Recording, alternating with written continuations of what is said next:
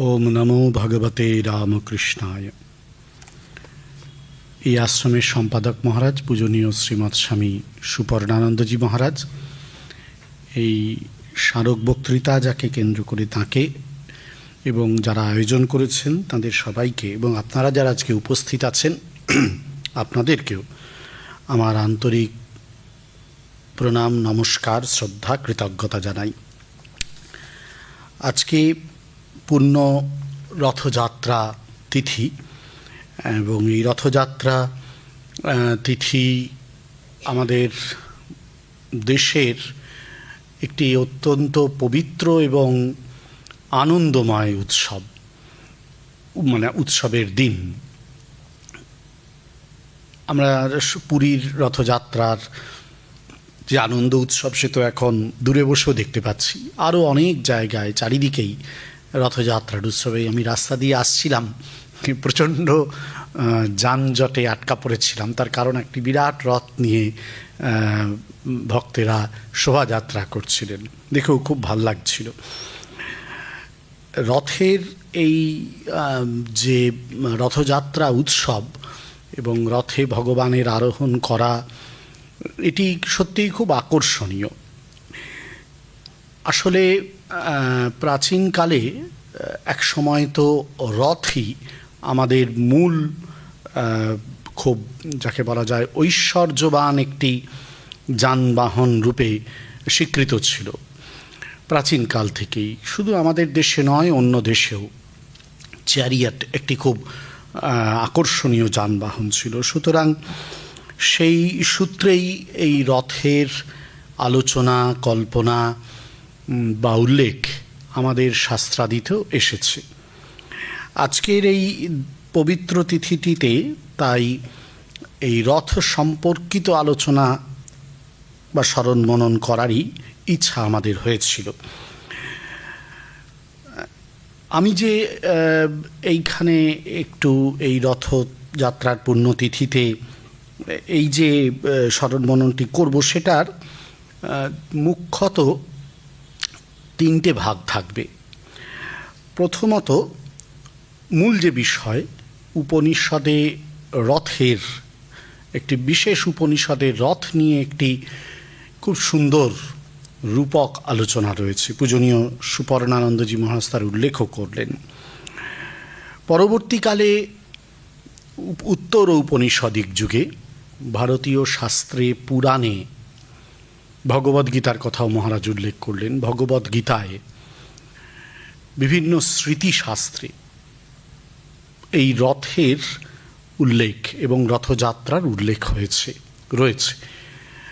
এবং তারপরে আমাদের ভারতবর্ষের আধ্যাত্মিক আচরণমূলক যে ধর্মীয় দিক, সেই দিকেও রথযাত্রাকে কেন্দ্র করে একটি বিরাট আনন্দ উৎসবের আয়োজন চলেছে। এগুলো কি আলাদা? উপনিষদ জ্ঞানকাণ্ডের অন্তর্গত এবং সে এই জাতীয় কোনো বিগ্রহ কল্পনার দিকে যায়নি।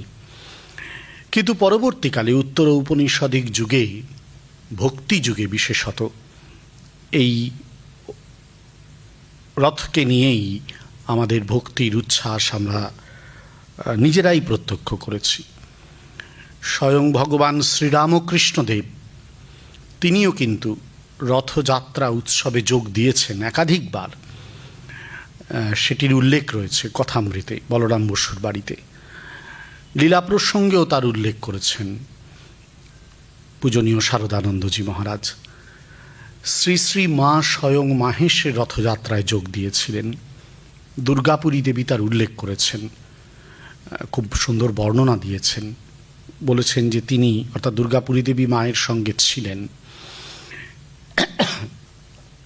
শ্রী শ্রী মা ঠাকুর অবশ্য নীলাচলে জগন্নাথ দর্শনে যাননি, বলেছিলেন শ্রীম দর্শনের মাধ্যমে আমরা এই সংবাদ পাই মাস্টারমশাইয়ের কাছ থেকে যে ঠাকুর যেতে চাননি। তার কারণ বলেছিলেন যে তিনি জগন্নাথ, স্বাভাবিকভাবে সেখানে গেলে তার শরীর থাকবে না, যে কথাটা গয়াধামের ক্ষেত্রেও ঠাকুর বলেছিলেন।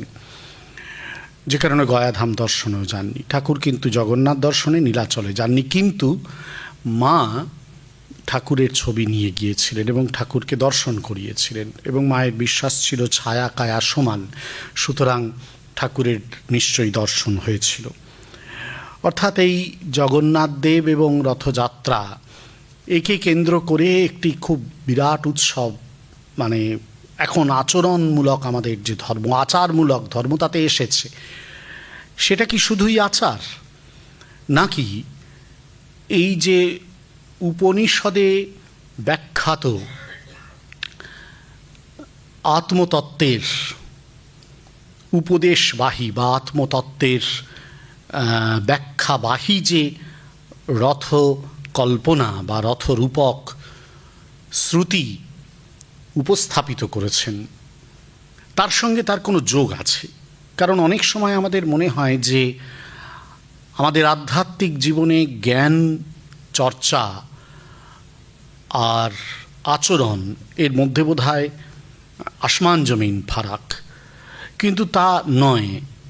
আসলে জ্ঞান চর্চাই সাধকের জীবনে আচরণকে নিয়ে আসে, বা আচরণের মধ্য দিয়েই জ্ঞানের দিগন্ত উৎসারিত হয়, এ কিন্তু দেখা যায়।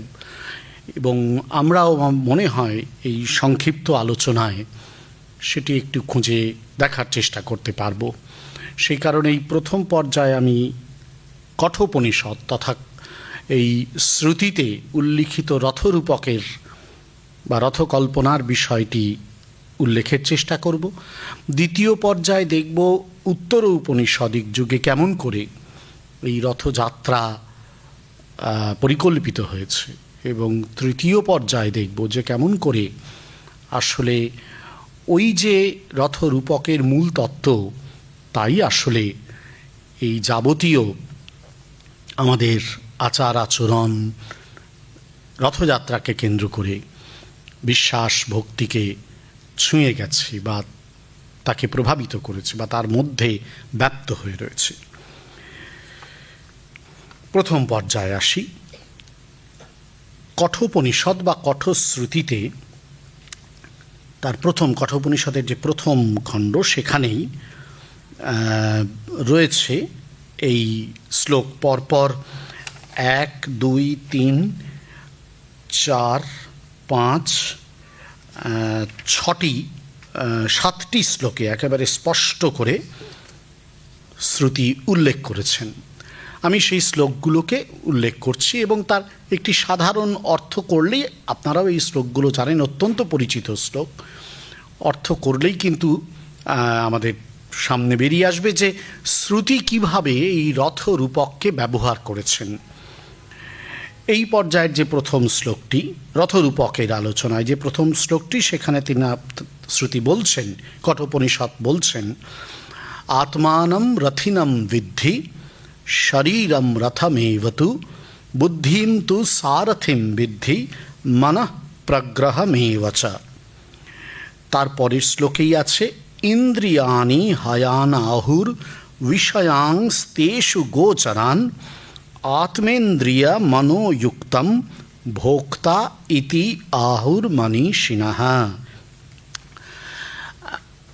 এই রথরূপক অর্থাৎ একটা রূপক বলছেন। রূপক তো আমরা জানি, যেখানে সামনে একটা বলা হয় কিন্তু পেছনে তার একটা অর্থ থাকে, যদিও দুটো অর্থের মধ্যে সম্পর্ক থাকে, ওই জন্যই রূপক এটি আনা হয়েছে। এই প্রথম যে দুটি শ্লোক, সেখানে শ্রুতি স্পষ্ট বলছেন যে কিভাবে তুলনাটা করা হচ্ছে, রথের তুলনাটাকে তারা কিভাবে উপস্থাপিত করতে চান, শ্রুতি সেটা আমাদের বলছেন। কি কি বলছেন? বলছেন এই আত্মা, এই যে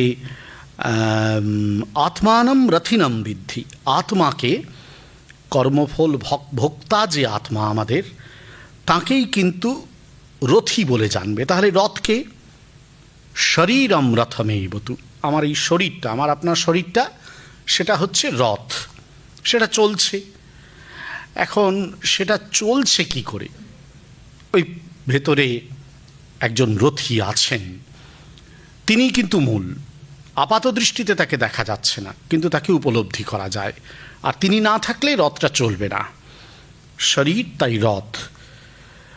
কিন্তু যিনি রথী তিনি সবসময় যে রথকে ডাইরেক্টলি চালাচ্ছেন তা নয়। আমাদের গাড়ি ঠাড়ি যখন হয় দেখা যায় গাড়িতে একজন ড্রাইভার থাকেন, আমরাও বসে থাকি। নিঃসন্দেহে ড্রাইভার, কিন্তু আমরা কিছু না বললে ড্রাইভার কোনো দিকে যেতে পারবে না। আমাকে আজকে আশ্রম থেকে বেরোবার সময় ড্রাইভারকে বলে দিতে হয়েছে, ভাই আজকে আমি গোল পার্ক যাব। তখন সে কিন্তু গোল পার্কের দিকে এগিয়ে নিয়ে এসছে। আবার মাঝে মাঝে জিজ্ঞাসা করছে যে জ্যাম পড়ে হয়ে গেলে মহারাজ এদিকে যাব না ওদিকে যাব। সুতরাং যিনি গাড়িতে বসে আছেন, মূল তিনি হয়তো চুপচাপ আছেন, কিন্তু আরেকজনকে রাখা হয়েছে যে চালাচ্ছে, তিনি হচ্ছেন সারথি। এখন এই সারথির ভূমিকাটা কিন্তু খুব গুরুত্বপূর্ণ। সারথি যদি খুব ভালো না হন তাহলে গোলমাল হতে পারে, সেটা পরে শ্রুতি বলবেন। সুতরাং বলছেন শরীরম রথমেবতু বুদ্ধিম তু সার, তাহলে সারথিকে না বুদ্ধি, যে কোনো বুদ্ধি নিশ্চয়ই নয়। আমাদের এই কঠোপনিষদের অসামান্য ভাষ্যকার ভগবান শঙ্করাচার্য তিনি বলেছিলেন এই বুদ্ধি হচ্ছেন অধ্যবসায় লক্ষণ সম্পন্ন বুদ্ধি, অর্থাৎ যে কিনা একেবারে খুব ধীরে সুস্থে সঠিক পথে নিয়ে যাওয়ার জন্য লেগে থাকতে পারে, সেরকম ক্ষমতা সম্পন্ন। আর এই যে সারথি আমরা দেখেছি, রথ আপনারাও দেখেছেন আমরাও দেখেছি, সারথি তো ঘোড়াগুলো থাকে, কিন্তু সারথি ঘোড়াগুলোকে কন্ট্রোল করে, সেটা হচ্ছে লাগাম। এখনকার দিনে স্টিয়ারিং আর কি, স্টিয়ারিং ব্রেক ইত্যাদি ইত্যাদি সব কিছু, ক্লাচ ঠাচ ইত্যাদি। তখন ওই লাগামটাই ছিল, তাই লাগামটা ধরে রয়েছেন। সে লাগামটা কি না বলছেন মন প্রগ্রহমেই, বা মনই হচ্ছে এই লাগাম। আচ্ছা, শুধু তো এরাই আছে তা নয়, আরও আছে। দ্বিতীয় শ্লোকটায় সেই জন্য আরও কি এই রথ কল্পনায় জুটিয়েছেন সেটা বলছেন শ্রুতি। ইন্দ্রিয়ানি হয়ান, ইন্দ্রিয়গুলো সেগুলো হচ্ছে এই দেহ রথের অশ্ব, ঘোড়া। ইন্দ্রিয়গুলোই আমাদের চালিয়ে নিয়ে যায়। দেখবেন আমাদের চোখ, কান, নাক, মুখ, পা, হাত, এগুলোই কিন্তু আমাদেরকে জ্ঞান অর্জন করাচ্ছে, কাজ করাচ্ছে। সংসারের যাবতীয় ভালোবাসা, দুঃখ, আনন্দ, বেদনা আমরা অনুভব করছি, কিন্তু এই অনুভব করার জন্য আমাদের যত কাজকর্ম সংসারে সবই ইন্দ্রিয়গুলো দিয়ে অভিজ্ঞতা অর্জন এবং তার প্রতিক্রিয়ারূপে যত সমস্ত কর্ম তার সম্পাদন করছে কে? ইন্দ্রিয়। ইন্দ্রিয়গুলোই হচ্ছে সেই কারণে অশ্ব। ইন্দ্রিয়গুলো যদি ঠিকঠাক চালু না থাকে তাহলে কিন্তু রথ একটুও চলবে না। এটা আমরাও বুঝতে পারি, বয়স যখন হয় আস্তে আস্তে, ধরুন হাঁটুতে ব্যথা হলো, কোমরে ব্যথা হলো, শরীরটা আর বেশি এগোচ্ছে না। আগে পড়াশোনা করতে পারতাম, চোখে এখন আর ভালো দেখতে পাচ্ছি না, পড়াশোনাটা কমে যাচ্ছে ধীরে ধীরে, এই আমরা বুঝতেই পারি। শরীরের চলনটা কমে থাকে, আস্তে আস্তে কমতে থাকে। সুতরাং ইন্দ্রিয়ের একটা বড় ভূমিকা আছে, অশ্ব ঘোড়ার মতন। আর রাস্তাটা কি? একটা রাস্তা দিয়ে তো রথ চলবে, তাহলে রাস্তা দরকার। বলছেন বিষয়াংস্তেষু গোচরান, এই যে বিষয়, যত কিছু বিষয় রয়েছে বাইরের জগতে, সেটা হচ্ছে রাস্তা। ইন্দ্রিয়গুলো তো প্রত্যেকটা বিষয়ের সঙ্গে যুক্ত হচ্ছে, যুক্ত হলে তারপরে তো শরীরটা চলছে। ধরুন আজকে এখানে এই অনুষ্ঠানটা হবে, আপনারা শুনতে পেয়েছেন, তাহলে এই অনুষ্ঠানটা হচ্ছে এখানে, এটা কিন্তু একটা পার্টিকুলার বিষয়। সেই জন্যই আপনার বুদ্ধি আপনাকে, আপনার ইন্দ্রিয়দের বলল যে ঠিক আছে চলো, হ্যাঁ, এবং আপনার ভেতরে যিনি রথী আছেন তিনি নিশ্চয়ই সাড়া দিয়েছেন। তার সাড়াতে বুদ্ধি বলল, বুদ্ধি এবার ইন্দ্রিয়গুলোকে বলল, আপনার পুরো রথটা চলে এলো এবং আপনি আপনার সমস্ত রথ নিয়ে বসে রইলেন। আমিও আমার রথটা নিয়ে চলে এসেছি। আমাদের এতগুলো রথ একসঙ্গে আজকে এই রথযাত্রায় মিলে গেছে, হ্যাঁ, সবাই আমরা এসে বসে গিয়েছি। এই বিষয় ভোগ, এটাই হচ্ছে পথ। এইটার জন্যই কিন্তু সমস্ত শরীরটা চলে। আমরা জন্ম থেকে মৃত্যু পর্যন্ত এই বিষয় ভোগের মধ্য দিয়েই শরীরটাকে এগিয়ে নিয়ে যাই।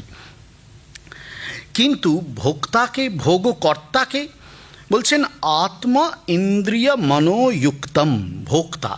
ঠিক আছে, এই বিষয় আছে, ঠিক আছে, আমি ইন্দ্রিয় দিয়ে সেগুলোকে ভোগ করছি, আপাত দৃষ্টিতে ভোগ করছি, কিন্তু ইন্দ্রিয় দিয়ে ভোগ করছি না। শুধু ইন্দ্রিয় কিছু, ইন্দ্রিয়, মন এবং তার সঙ্গে ওই ভেতরের আত্মা যখন যুক্ত হচ্ছে, তখনই আমি বলছি আমার ভালো লাগছে, আমার, হ্যাঁ, আমি ওই জিনিসটা কিনলে বেশ ভালো হয়, তাহলে আমাদের বেশ সুবিধা হয়, আমার এই খাবারটা খেলে বেশ ভালো লাগবে, বা আমার এই খাবারটা খেলাম ভালো লাগছে। এই যে আমি বোধটা, ভেতরের আমি বোধটা আমার ইন্দ্রিয়গুলোর সঙ্গে যুক্ত হচ্ছে। ইন্দ্রিয়টা খাবারটা খেলো, যখন খেলো, আমরা ইন্দ্রিয়টা জাস্ট মানে ধরুন মুখে খাবারটা খেলাম, খাওয়ার পর একটা স্বাদ সেটা আমার মনের মধ্যে এলো। এবার ওই যেহেতু ওর মধ্যে ওই অহম, আমার আত্মা, সে যুক্ত রয়েছে, যাকে আমি কিন্তু চিনি না, কিন্তু সে নিজে থেকে যুক্ত হয়ে রয়েছে, সে কিন্তু চট করে ওই ইন্দ্রিয় এবং মনের সঙ্গে যুক্ত হয়ে ভোগক্রিয়া, যেটা ওই যে ভালো লাগা, ওটাকে সম্পাদন করে দিল, ওটা ঠিকঠাক করে দিল। হ্যাঁ, আমার খুব ভালো লাগলো। আমাদের কাব্য সাহিত্য নিয়ে যারা চর্চা করেন তারা খুব সুন্দর বলেন এই জায়গাটা, যে এটা কীরকম যেন অনেকটা চর্বণ ব্যাপার, যেন চিবোতে থাকা, চিবোতে চিবোতে তখন তার রসটা আস্বাদন করা যায় না। মন আসলে সেইটাকে গ্রহণ করে। ইন্দ্রিয় প্রথম নিল বটে, কিন্তু সেইখান থেকে মনের কাছে যেন একটা কিছু সংবাদ পাঠিয়ে দিল। তারপর মন সেইটাকে, যখন মনের সঙ্গে আমার এই আত্মতত্ত্ব অহমবোধটা যুক্ত হলো, তখনই কিন্তু আমি বললাম আমার ভালো লাগছে। এই যে আমার ভালো লাগছে, এই বোধটা তখনই তৈরি হলো। এইভাবে আমি ভোগক্রিয়াটা সম্পাদন করি। তার মানে এই যে আমার শরীর নামক রথটা এই সংসারে কিভাবে চলছে, এইটা শ্রুতি বর্ণনা দিলেন, যে আমার ভেতরে একটি রথী রয়েছে, আত্মা তার নাম, শরীরটা আমার রথ, এবং শরীর রথের সঙ্গে সঙ্গে বুদ্ধি রয়েছে, সে সারথীর মতন এই রথটাকে চালাবে, এবং তার হাতে মন নামক একটি লাগাম রয়েছে, মনটাকে সে টেনে রাখতে পারে আবার ছেড়ে দিতে পারে। আর ইন্দ্রিয়গুলো রয়েছে ঘোড়ার মতন, মানে সারথীর হাতে মন নামক লাগামটা রয়েছে, সেই মনটা আবার ইন্দ্রিয় নামক ঘোড়াগুলোতে যেমন লাগাম পরানো থাকে, মনটাও ইন্দ্রিয়গুলোকে ধরে, মনের সঙ্গে ইন্দ্রিয়গুলো যুক্ত রয়েছে। আমি যদি মনটাকে ভেতরে টানি, তাহলে ইন্দ্রিয়গুলোও কিন্তু আস্তে আস্তে আস্তে আস্তে কন্ট্রোল হয়ে যায়। সুতরাং মনটা যুক্ত, মনটা ধরা রয়েছে এই সারথী বুদ্ধির কাছে। আর বুদ্ধিকে কে নির্দেশ দিচ্ছেন? ওই রথে যে রথী বসে আছেন, তিনি যথাসময়ে বুদ্ধিকে নির্দেশ দেবেন। সুতরাং সেই নির্দেশ অনুযায়ী তারপর সমস্ত কিছু চলবে, এবং ওই বিষয় ভোগ ইত্যাদি ইত্যাদি চলতে থাকবে। এইবার এটা হচ্ছে পুরো রথের কল্পনাটা। তা সাধারণভাবে এইভাবেই আমরা চলি। এরপরে শ্রুতি বলছেন, কিন্তু এই যে চলি, এই চলাটার মধ্যেই একটা মজা রয়েছে। আমাদের চলাটা কখনো কখনো ভালো হয়, আর চলাটা কখনো কখনো গোলমেলে হয়। মানে ধরুন আমরা রাস্তা দিয়ে চলতে চলতে, মানে রাস্তা দিয়ে গাড়ি চলছে, গাড়ি সবসময় ঠিকঠাক চলে না, ইঞ্জিনটা ঠিকঠাক চলে না, এবং ইঞ্জিনটা যদি ঠিকঠাক না চলে, মানে ঘোড়ার গাড়ির এই রথের যদি ঘোড়াগুলো গোলমাল করতে শুরু করে, ঘোড়াগুলোকে ঠিক ঠিক যদি কন্ট্রোল করতে না পারা যায়, মনটাকে ঠিক ঠিক নিয়ন্ত্রণ না করলে, তাহলে বুঝতে পারেন ঘোড়া কিন্তু নানান রকম অ্যাক্সিডেন্ট ঘটিয়ে দিতে পারে। কিন্তু বহু, মানে আগেকার দিনের ঘোড়ার গাড়িতে এরকম প্রচুর ঘটতো। তার নিদর্শন আমাদের মায়ের জীবনীতেও আছে, রাজা মহারাজের ঘোড়ার গাড়ি উল্টে গিয়েছিল। মানে এরকম প্রচুর দৃষ্টান্ত রয়েছে যে ঘোড়া কিন্তু এই সমস্যা তৈরি করে। সুতরাং ঘোড়াটাকে ঠিক ঠিক কন্ট্রোল করবে কে করবে? মনকে, লাগাম, সারথি লাগামটা ধরে বসে আছে, তাকে ঠিকঠাক কন্ট্রোল করতে হবে। এইবার শ্রুতি বলছেন যে এই তো রথ, কিন্তু এটাকে চালাবো কি করে? বলছেন, यस्तु अविज्ञानवान भवति अयुक्तेन मनसा सदा तस्य इंद्रियाणि अवश्यानि दुष्ट अश्वा इव सारथे। বলছেন,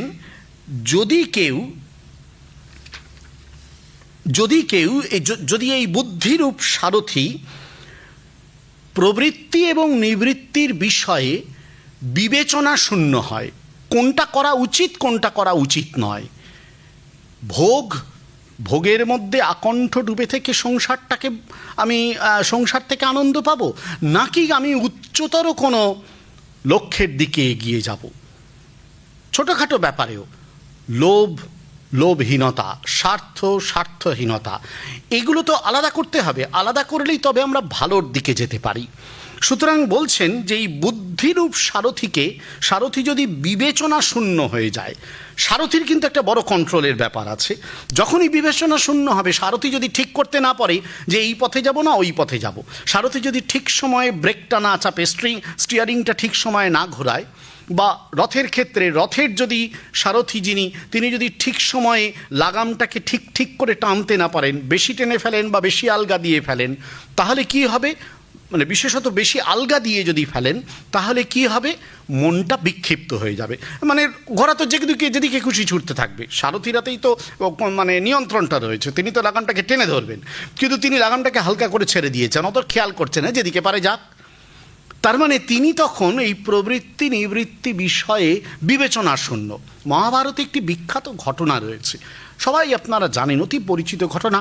ভগবান কৃষ্ণ দুর্যোধনকে জিজ্ঞাসা করেছিলেন।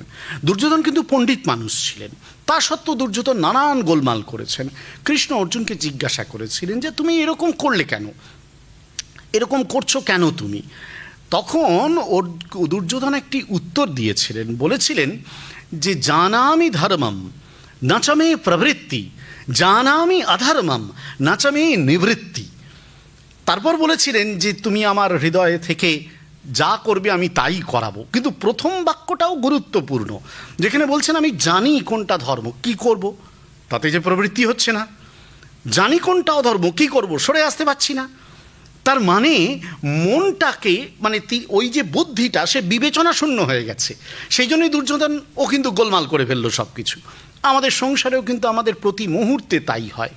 কোনটা সত্য কোনটা অসত্য, কোনটা নিত্য কোনটা অনিত্য আমরা চট করে ধরতে পারি না। সেই জন্য অনিত্য বস্তুতে, ভোগ্য বস্তুতেই মনটা লেগে থাকে। ব্যাস সেটাকে পাওয়ার জন্য দেখুন ছোটাছুটি, কামড়ি মারামারি চলছে দুনিয়ায়, দিন ভোর, সারাটা জীবন ভোর করে যাচ্ছি ওইটা। তার কারণ আমার যে বুদ্ধিরূপ যে সারথি, তার মধ্যে ওই বিবেকটা কিছুতেই জাগ্রত হচ্ছে না, সে বিবেচনা শূন্য হয়ে পড়েছে। যার ফলে শরীর নামক রথটি, ওই বিক্ষিপ্ত যে মন, যেহেতু সারথি বিবেচনা শূন্য, লাগামটা গেছে আলগা হয়ে, তার ফলে যেই মুহূর্তে লাগামটা আলগা হয়েছে তখনই ইন্দ্রিয়গুলো, যেগুলো আসলে ঘোড়া, সেগুলো কি করছে, সেগুলো যা ইচ্ছা তাই করছে। দুষ্ট অশ্ব দুষ্টাস্বা ইব সারথি, মানে দুষ্টু ঘোড়া কি করে, যেদিকে ইচ্ছা সেখানে যাবে, গিয়ে এখানে পড়ে গেল, ওখানে পড়ে গেল, থেমে গেল, চললো না, আর হয়তো প্রচণ্ড ছুটতে লাগলো। এই যে গোলমাল করা ঘোড়া, তার মতন যদি ইন্দ্রিয়গুলো হয়ে যায়, ইন্দ্রিয়গুলো কি করে, যদি মনরূপ লাগাম দিয়ে ইন্দ্রিয়গুলোকে নিয়ন্ত্রণ না করা যায়, তাহলেই কিন্তু আসলে ভোগপ্রবণতাটা অন্তহীন হতে থাকে।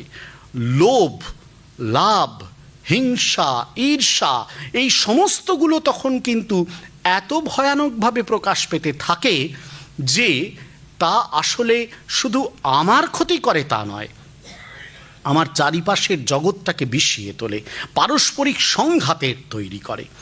সুতরাং এই মূল জায়গাটায় একটা খুব গুরুত্বপূর্ণ বার্তা দিতে চাইলেন শ্রুতি, যে আমাদের এই বুদ্ধিরূপ সারথিকে কিন্তু প্রবৃত্তি ও নিবৃত্তি বিষয়ে বিবেচনা শূন্য করা চলবে না। এবং স্পষ্ট বলেছেন আরেকটা শ্লোক পরে, यस्तु अविज्ञानवान भवति अमनस्क सदा अशुचि न सतत पदमाप्नोति संसारम चाधिगच्छति। এবং এই যে রথী, যার সারথি কিনা আসলে ওই অবিবেক বুদ্ধিযুক্ত, এবং তার ফলে যার মনটা প্রচণ্ড বিক্ষিপ্ত, এবং তার ফলে যার ইন্দ্রিয়গুলো যেমন ইচ্ছা তাই তেমন করছে, তার কি হবে না, সে কিন্তু অসুচি হয়ে যাবে। সে বিষয় বৃত্তিতেই, বিষয় ভোগেই নিমজ্জিত থাকবে। তার কিন্তু মনের যে শুদ্ধতা, মনের যে পবিত্রতা, তা তৈরি হবে না। মনের পবিত্রতা বা শুদ্ধতা যদি না তৈরি হয়, তাহলে সে মন কিন্তু কখনো ভগবানের দিকে এগোবে না।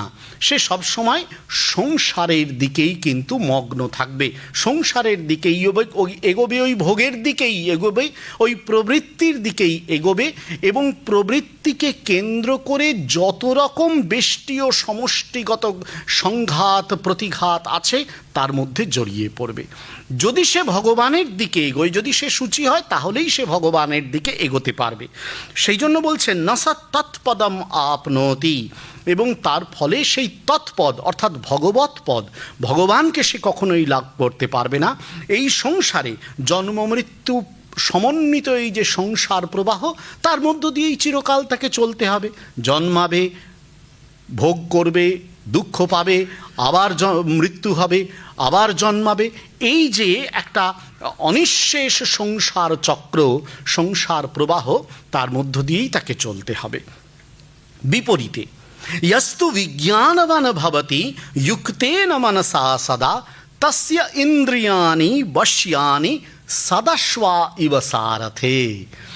আর যার এই যে মানে বুদ্ধি সারথি বিজ্ঞানবান, অর্থাৎ প্রবৃত্তি এবং নিবৃত্তি এই বিষয়টাকে আলাদা করতে পারে, কোনটা নিত্য বস্তু কোনটা অনিত্য বস্তু, কোনটা ভাগবত বস্তু কোনটা অভাগবত বস্তু, এ দুটোকে আলাদা করতে পারে, সেই বুদ্ধি সারথি কিন্তু মনকেও নিয়ন্ত্রণ করতে পারবে, মনকে সে গুটিয়ে আনতে পারবে। যেহেতু মনকে গুটিয়ে আনতে পারবে, মনকে গুটিয়ে আনলেই ইন্দ্রিয় মানে মন তো লাগাম, মানে মনকে গুটিয়ে আনতে পারলেই তাহলে ইন্দ্রিয়গুলো তখন গুটিয়ে চলে আসবে।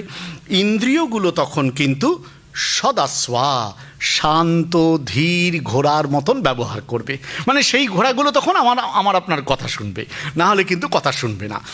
ওই দুষ্টাশ্বা আর সদাশ্বা দু রকমের ঘোড়া দেখা যাচ্ছে। আমাদের ইন্দ্রিয়গুলো দু রকমের, একটা হচ্ছে গোলমাল করতে পারে, আমাকে কেবল ভোগের দিকে নিয়ে যেতে পারে, তারা দুষ্ট অশ্ব। আরেকটা সদাশ্বা, যারা কিন্তু আমাকে কেবল এই ভগবানের দিকে নিয়ে যেতে পারে। একটা সংসারের দিকে নিয়ে যেতে পারে, আরেকটা ভগবানের দিকে নিয়ে যেতে পারে। বলে তারপরে শ্লোকে বলছেন, মানে আরেকটি অনুগামী শ্লোকে বলছেন, यस्तु विज्ञानवान भवति समनस्क सदा शुचि नतु सतु तत्पदमाप्नोति यस्माद् भूयो न जायते। এইরকম মানে বিবেচনা সম্পন্ন, বিজ্ঞান বিবেক সম্পন্ন, এই যে বুদ্ধি সারথি বিশিষ্ট সংযতা মন, এই যে রথ এবং তার রথী, তারা কিন্তু শেষ পর্যন্ত কি হয়, সেই তৎপদম চরম পদ অর্থাৎ ভগবানকে তারা লাভ করতে পারে, এবং এই সংসার জন্ম মৃত্যু সংসার প্রবাহে তাকে ঘুরে ঘুরে ঘুরে ঘুরে আর কখনো আসতে হয় না। বিজ্ঞান সারথিরিয়স্তু मनः प्रग्रहवान नरः सो अध्वन परम पारम आपनोति तद विष्णु परमम पदम। এবার সিদ্ধান্ত করছেন, সিদ্ধান্ত বাক্যে কি বলছেন শ্রুতি? বলছেন যে মানুষের, আমি তো একজন মানুষ, আপনি একজন মানুষ, তাহলে আমার এই মনুষ্য যে জন্ম, সেই জন্মের একেবারে স্পষ্ট আমার একটা শরীর রয়েছে, কিন্তু এই শরীরের পেছনে, শরীরটা রথ কিন্তু শরীরের পেছনে আমার একজন রথী রয়েছেন।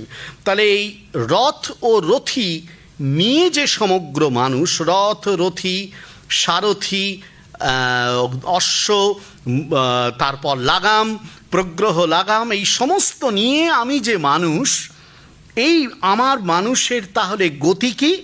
বলছেন যদি বিজ্ঞান সারথি বিবেক সম্পন্ন বুদ্ধি সারথি থাকে, মনঃপ্রগ্রহবান এবং এই সংযত মনরূপ লাগাম যদি থাকে আমার আপনার মতো মানুষের, তাহলে কিন্তু এই সংসার গতির পরপারে আমি পৌঁছে যেতে পারি, এবং সর্বব্যাপী যে ব্রহ্ম, সেই ব্রহ্মপদ আমি লাভ করতে পারি। তার মানে শ্রুতি তার এই রথ রূপকে খুব স্পষ্ট করে এটা বোঝাতে চাইলেন যে প্রত্যেকটা ইন্ডিভিজুয়াল যে জীব, সেই জীব তার এই পুরো আবির্ভাবটাই এমন একটা আবির্ভাব, যে আবির্ভাবের সমস্ত নিয়ন্ত্রণটা তার কাছে আছে। সেই নিয়ন্ত্রণটাকে সে যদি ব্যবহার করে, তাহলে সে মুক্তি পাবে, যদি ব্যবহার না করে মুক্তি পাবে না। এবং সেটাকেই রথের কল্পনার মধ্য দিয়ে তিনি প্রকাশ করলেন, শ্রুতি প্রকাশ করলেন, কঠোর শ্রুতি এটা প্রকাশ করলেন যে একটা রথ যখন রাস্তায় যায় তখন রথটাকে দেখে বোঝা যায় ওখানে একজন রথী বসে আছেন, সারথীকে তিনি কিছু একটা নির্দেশ দিয়েছেন, সারথী খুব অ্যালার্ট অথবা অ্যালার্ট নন, এবং সারথীর হাতে লাগামটা আছে, হয় ঠিকঠাক ধরে আছেন অথবা ঠিকঠাক ধরে নেই, ঘোড়াগুলো চলছে, ঘোড়াগুলো হয় ঠিক চলছে অথবা ঠিক চলছে না, এবং ওই রাস্তাটাও রয়েছে, ঘোড়াগুলো যাচ্ছে, তাহলে সে কি লক্ষ্যে পৌঁছতে পারবে?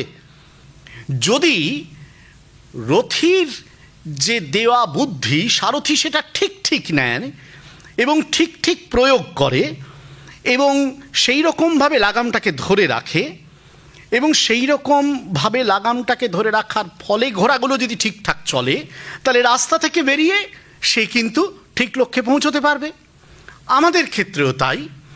আমরা যদি এই আত্মচৈতন্যকে নিজেদের ভিতরে, আমরা যদি এই আমাদের ভিতরে থাকা আত্মচৈতন্য সম্পর্কে সচেতন হয়ে উঠি ধীরে ধীরে সাধনার মাধ্যমে, তাকে যদি যতটা আমরা অ্যালার্ট করে রাখতে পারি, তাহলেই কিন্তু আমাদের এই বুদ্ধি সারথি, বুদ্ধি যিনি, তিনি বিবেকবান থাকবেন। তার মানে আমাকে বুদ্ধির সঙ্গেই বিবেকটাকে লাগিয়ে দিতে হবে, যাতে নিত্য অনিত্য বস্তু আমি আলাদা করতে পারি।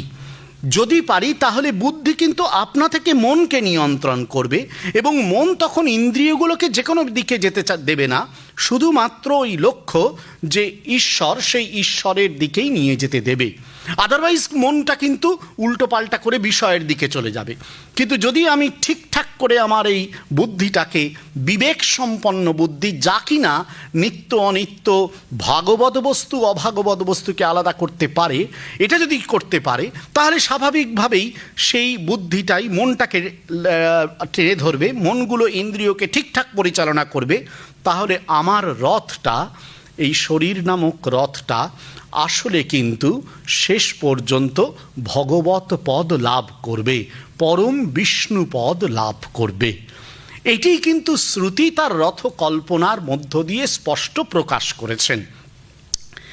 এখন আমাদের এই যে রথযাত্রা উৎসব, উত্তর ঔপনিষদিক যুগে যে রথযাত্রার উৎসব এলো, সেই রথযাত্রার উৎসবটি, এটা কিন্তু একটা ব্যাপার যে এই রথের বর্ণনা ভাগবত পুরাণেও রয়েছে, মহাভারতেও রয়েছে, অন্যত্র ভাগবত পুরাণেও খুব বিস্তৃত আকারে রয়েছে। বিশেষত একটা জায়গা আছে যেখানে মথুরায় কংসবধ করে বলরাম আর কৃষ্ণ রথে চড়ে ঘুরছেন এবং তারপর বৃন্দাবনে ফিরে আসছেন। তখন সবাই মানে রাস্তার ধারে দাঁড়িয়ে পুষ্পবৃষ্টি করছেন। তার একটি অপূর্ব সুন্দর বর্ণনা রয়েছে। পরবর্তীকালে বাংলা সাহিত্যে মধ্যযুগের একজন কবি শ্রীকৃষ্ণ বিজয় নামক একটা কাব্য লিখেছিলেন, সেখানেও মালাধর বসু সেখানে এর সংক্ষিপ্ত বর্ণনা দিয়েছিলেন। কাশিদাসী গোবিন্দমঙ্গল বলে একটি কাব্যেও কিন্তু এর বর্ণনা রয়েছে। এই শ্রীকৃষ্ণের এই যে মথুরা থেকে বৃন্দাবনে ফেরা, এর যে এই যে রথযাত্রা, এটি ভাগবত পুরাণে রয়েছে। কেমন জানি মনে হয় যে এই যে এখনকার কালে যে রথযাত্রা এসেছে জগন্নাথ বলরাম সুভদ্রাকে কেন্দ্র করে, সেটিও কিন্তু এই শ্রীকৃষ্ণের রথযাত্রার সঙ্গে অনেকটা তুলনীয়। এখন এই যে রথযাত্রাটি হয়, আপনারা জানেন, এখন অবশ্যই এগুলো ইন্টারনেটের যুগে বা সোশ্যাল মিডিয়ার যুগে এগুলো খুব চারিদিকে লেখালেখি হয় বা হচ্ছে, যে এই যে রথযাত্রা হয় এর কিন্তু একটা অদ্ভুত মানে পদ্ধতি রয়েছে, খুব সুন্দর স্ট্রাকচার পদ্ধতি রয়েছে। পদ্ধতিটা আমি সেই সংক্রান্ত কয়েকটা তথ্য পদ্ধতি বলছি। যে দেখুন, আমাদের এই যে জগন্নাথের রথযাত্রা হচ্ছে, বিশেষত পুরীর রথকে যদি আমরা ধরি, এটাকেই খুব আইডিয়াল ধরা হয়। সেখানে দেখা যাচ্ছে যে জগন্নাথের রথের যে নাম সেটি হচ্ছে নন্দীঘোষ বা কপিধ্বজ, বলভদ্রের রথের নাম হলো তালধ্বজা বা হলধ্বজা, আর সুভদ্রার দেবী তাঁর যে রথ তার নাম হচ্ছে দর্পদলনা বা পদ্মধ্বজা। এখানে একটা তত্ত্ব ওনারা চমৎকার খাড়া করেছেন। বলছেন জগন্নাথের এই যে রথ তার 16টি চাকা, অবশ্য কোথাও কোথাও জগন্নাথের রথের 18টি চাকার কথাও বলা রয়েছে। এই 16টি চাকা যারা বলছেন তারা বলছেন 16 চাকা মানে হচ্ছে 10 ইন্দ্রিয় আর 6 রিপু। ভগবান ওপরে বসে আছেন, চাকাগুলো তলায়, ভগবান ওপরে। ভগবান কিন্তু এই 10 ইন্দ্রিয় আর 6 রিপুকে যেন নিয়ন্ত্রণ করছেন। বলভদ্র তার আবার 14টি চাকা, 14টি চাকা যেন 14টি ভুবন। বলভদ্র তিনি হলেন গুরুতত্ত্ব, বলভদ্র বা বলরাম তাকে বলে গুরুতত্ত্ব, বৈষ্ণবেরা বলেন। সুতরাং বলরাম এই গুরুতত্ত্বের অধীন থাকে এই 14টি ভুবন। আর সুভদ্রা দেবীর রথে 12টি চাকা আছে। ভজন সারা বছর ধরে 12 মাস ধরেই সাধন ভজন করে যেতে হয়, এটি যেন তার প্রতীক। এবার রথ যখন চলে বলা হয় প্রথমে থাকবে বলভদ্রের রথ, বলরামের রথ, তারপরে সুভদ্রা এবং শেষে থাকেন, মানে পুরীতে শেষে থাকেন হচ্ছেন জগন্নাথ। কেন? তার কারণ এই সমস্ত ভুবনগুলো মিলেই তো গুরুতত্ত্ব, তিনি তাই সবার আগে। প্রথমে গুরু কৃপা আমাদের জীবনে আসতে হবে, তারপর সুভদ্রা হচ্ছেন ভক্তি তত্ত্ব। গুরু কৃপার পরেই, গুরু কৃপা এলেই আমাদের মধ্যে ভক্তি জাগবে, এবং যখন ভক্তি জাগবে তখনই কিন্তু ভগবানের যে করুণা ঘন মূর্তি, যা কিনা রথে আসীন জগন্নাথের মধ্য দিয়ে প্রকাশিত, সেটি কিন্তু আমাদের মধ্যে আবির্ভূত হবে। সুতরাং এইভাবে ওরা বর্ণনা করবার চেষ্টা করছেন একটা সাধারণ রথযাত্রা, কিন্তু দেখুন সেখানেও তারা কিন্তু রথের রূপককে আশ্রয় করে সাধকের সাধন জীবন কেমনভাবে এগোবে সেটিকে এরা বর্ণনা করেছেন। রামায়ণে আছে, রামচন্দ্র বিভীষণকে বলছেন যে দেখো বিভীষণ, আমাদের এই যে সংসার যাত্রা এটাও একটি রথের মতন। এই রথটির চাকা হচ্ছে সাহস আর জেদ, অপরিবর্তনীয় যে সত্য, নিত্য সত্য যেটি, এবং আমাদের যে উন্নত চরিত্র, সূচি চরিত্র, সেটি হচ্ছে পতাকা। আর এর যে ঘোড়াগুলো, এগুলোই শক্তি, বিবেচনা, আত্মনিয়ন্ত্রণ। আর এর সারথি হচ্ছেন ঈশ্বরের প্রতি ভক্তি। সুতরাং এই রথই আমাদেরকে কিন্তু সংসার বাধা অতিক্রম করতে পারে। গৌড়ীয় বৈষ্ণবরা রামায়ণে রামের এই উক্তিকে বহু ক্ষেত্রে উদ্ধৃত করেন এই রথযাত্রা উৎসবকে ব্যাখ্যা করতে গিয়ে। মহাভারতে আমরা ভগবান কৃষ্ণকে দেখছি অর্জুনের রথের সারথি হয়ে থাকতে। সেখানে অর্জুন রথী, কিন্তু সত্যিই কি অর্জুন রথী? তা কিন্তু নয়। আসলে এটাই খুব অদ্ভুত, মহাভারতে গীতায় যে রথরূপক নিয়ে আসা হয়েছে, সেখানে ভগবান নিজেই সারথি, এবং তিনি যে রথটি চলছে তারও কিন্তু তিনি মূল চালিকা শক্তি, অর্জুন কিন্তু নন।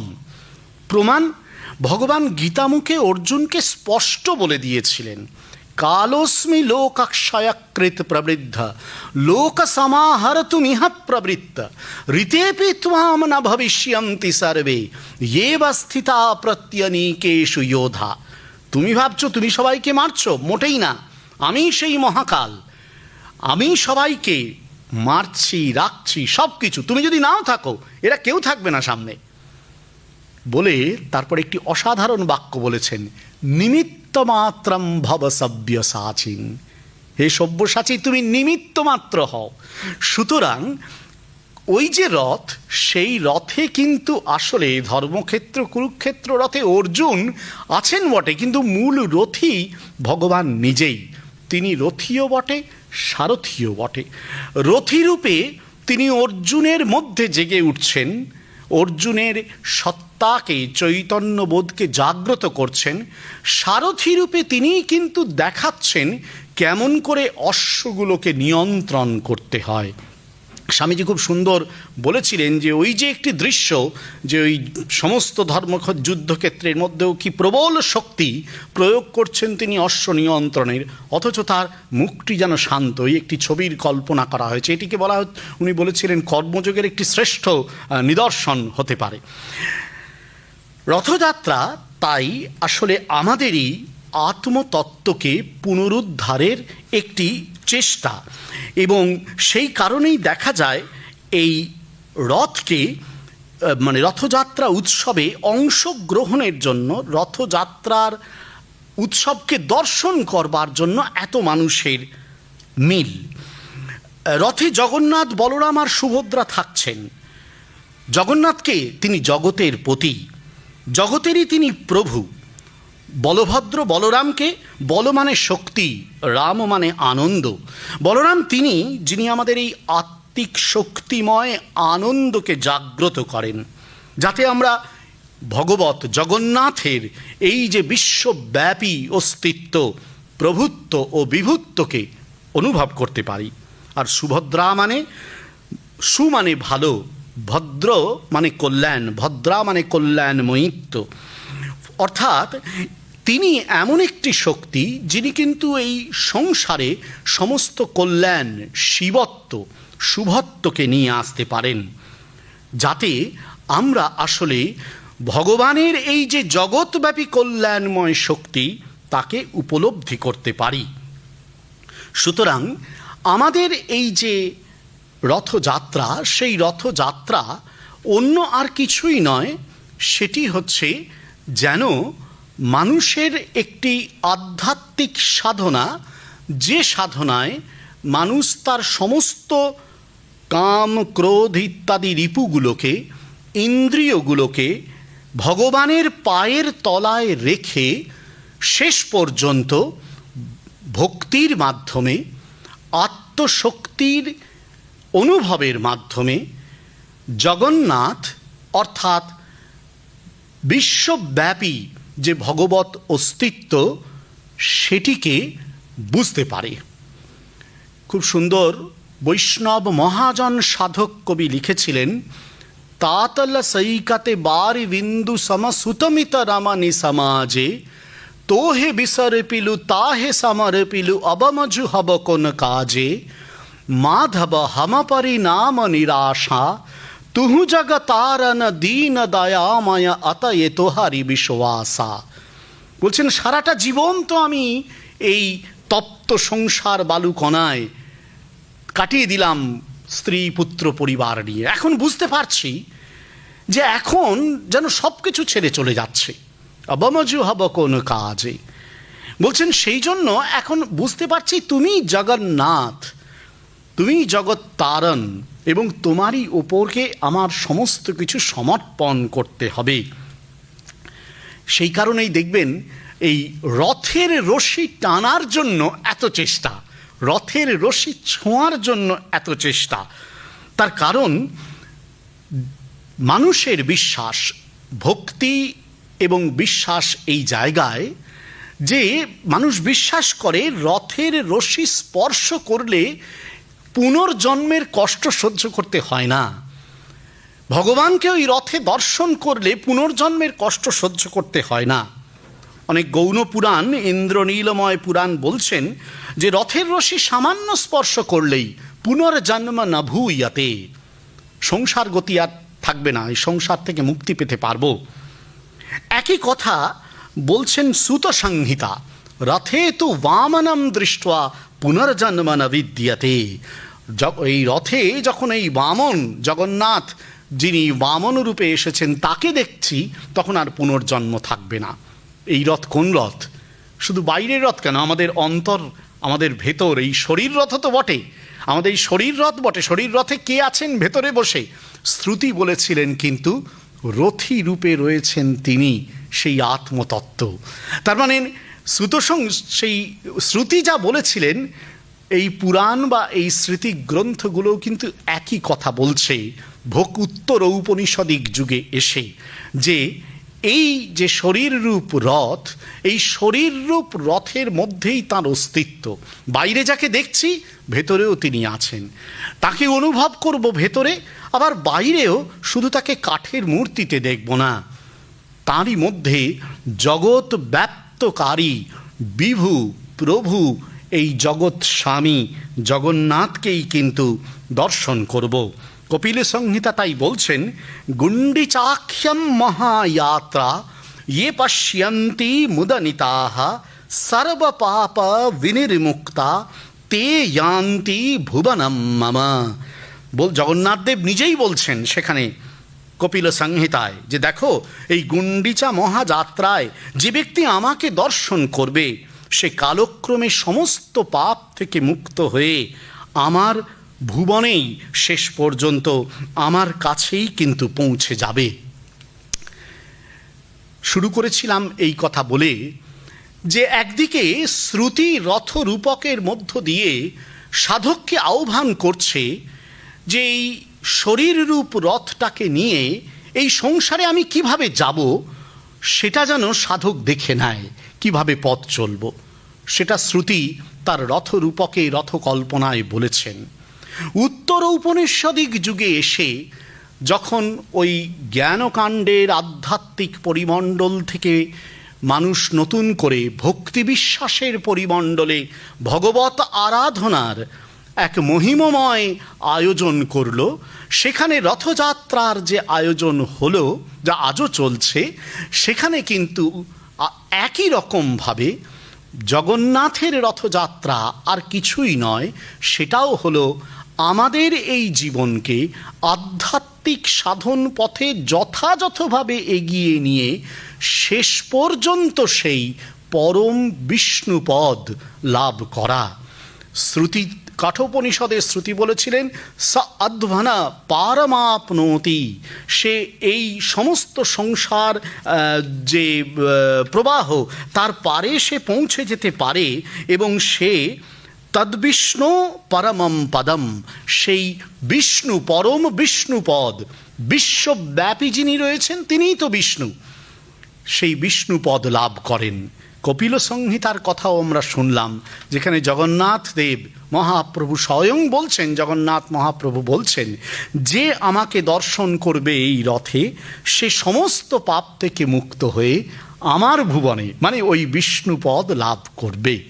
শ্রুতি আর স্মৃতিতে এই রথ কল্পনায় তাই কোনো বিরোধ নেই। সে কারণেই আমরা আজও দেখেছি নতুন অবতারে চৈতন্য মহাপ্রভু স্বয়ং নীলাচলে রথে রথযাত্রার দৃশ্য দর্শন করেছেন। অপূর্ব সে বর্ণনা আছে চৈতন্য জীবনীতে।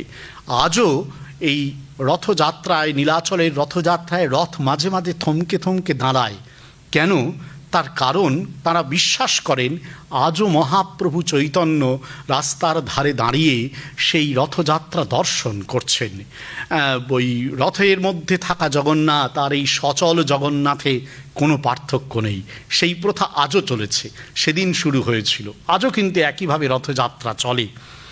আর আমাদের সংসারে এই যুগে এসেছেন নতুন মহাপ্রভু, এ যুগের নতুন অবতার ভগবান শ্রীরামকৃষ্ণদেব, যিনি পুরীতে জগন্নাথ দর্শন করতে যাননি, কিন্তু তিনি আমাদের এই বলরাম বাবুর বাটিতে রথের উৎসবে রথ টেনেছেন। তার বর্ণনা আছে লীলাপ্রসঙ্গকার, আমি বলেছি কথামৃতেও বর্ণনা আছে, লীলাপ্রসঙ্গকার সুন্দর বর্ণনা দিচ্ছেন। এইবার সংকীর্তন করিতে করিতে রথের টান আরম্ভ হইল। ঠাকুর স্বয়ং রথের রশি ধরিয়া অল্পক্ষণ টানিলেন, পরে ভাবাবেশে তালে তালে সুন্দরভাবে নৃত্য করিতে লাগিলেন। সে ভাবমত্ত হুঙ্কার ও নৃত্যে মুগ্ধ হইয়া সকলেই তখন আত্মহারা, ভগবদ ভক্তিতে উন্মাদ।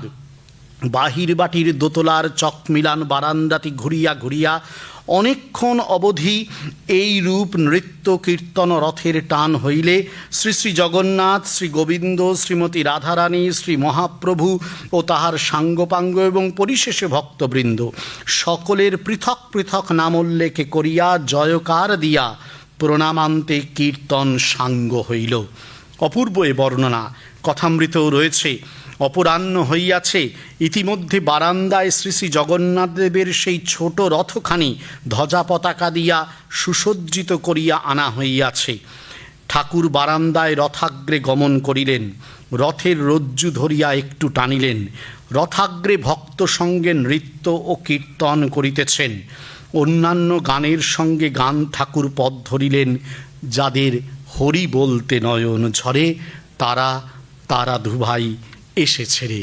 শ্রী শ্রী মাও এই মাহেশের রথযাত্রায় অংশগ্রহণ করেছিলেন, তারও একটি বর্ণনা রয়েছে যে মা এই মাহেশের রথযাত্রায় অংশগ্রহণ করলেন এবং রথের দড়ি ধরে টান দিলেন।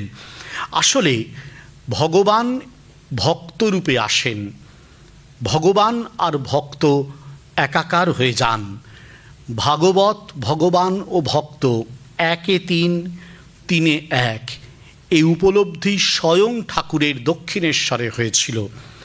শাস্ত্র ভক্ত সাধককে পথ দেখায় কিভাবে সে এই জীবন পরিচালনা করবে, যাতে সংসারের জন্ম মৃত্যু প্রবাহে তাকে বারবার ঘুরে ফিরে আসতে না হয়।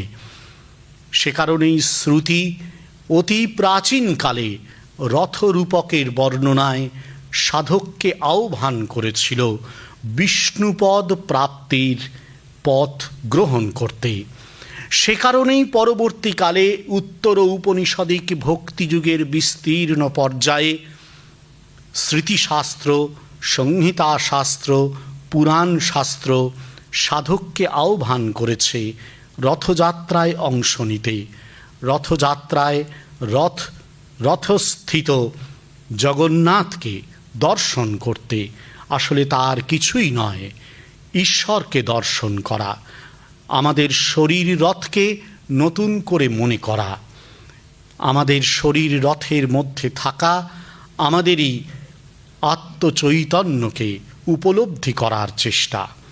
এই যুগে ভগবান এবং ভাগবত শক্তি শ্রীরামকৃষ্ণ শ্রী শ্রীমা সেই আচরণের মধ্য দিয়েই আবার সাধককে দেখিয়ে গিয়েছেন ভগবান, ভাগবত এবং ভক্ত এই তিনজনেই আসলে একই মুখে একই লক্ষ্যে এগিয়ে যাচ্ছে। স্বধ্বনা পারমাপ্নোতি তদ্বিষ্ণু পরমম পদম।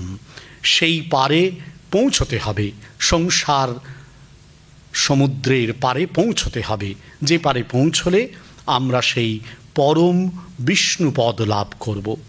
সেই বিষ্ণুই জগন্নাথ, সেই বিষ্ণুই মহাপ্রভু চৈতন্য, তিনি এ যুগে শ্রীরামকৃষ্ণ রূপে আবির্ভূত। রথযাত্রার এই পুণ্য দিবসে এই রথকল্পনা, এই রথতত্ত্ব আমাদেরকে যেন সেই বিষ্ণুপদ লাভে প্রাণিত করে। ভগবানের কাছে এই আমাদের আন্তরিক প্রার্থনা। নমস্কার।